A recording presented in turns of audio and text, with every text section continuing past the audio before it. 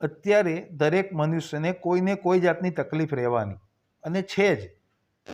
અને મનુષ્ય શું કરે છે કે પોતાની તકલીફ બીજાની આગળ જઈને કહે કે મને આટલી તકલીફ છે. પણ એવું કરવાની જરૂર નથી.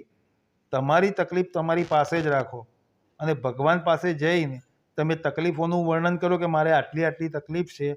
એના કરતાં બેટર છે તમે તકલીફને જ કહી દો કે તારે આવવું હોય એટલું આય, પણ મારી પાસે ભગવાન છે.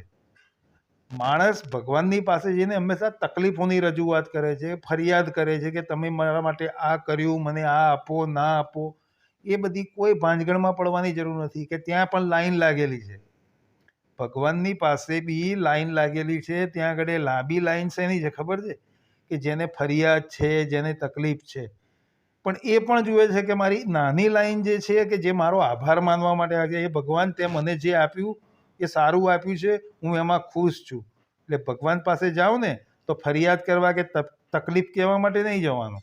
ત્યાં આગળ ભગવાનનો આભાર માનવા માટે જવાનું કે પ્રભુ તમે મને જે આપ્યું છે એમાં હું સંતુષ્ટ છું, સુખી છું અને આવું જ મારે જીવનભર આપતા રહેજો. સમજમાં આવી વાત? જ્યાં ત્યાં બધા માંગવા જ નીકળી પડે છે. ભગવાનને પણ લોલીપોપ આપે છે કે ભગવાન મારા ત્યાં આ કામ કરાવો કે મારું આ કામ થાય તો હું તમને આ આપું. એટલે જેને તમને આપ્યું છે તમે એને શું આપી શકવાના છો? આ વાતનું વિચાર કરજો જરા.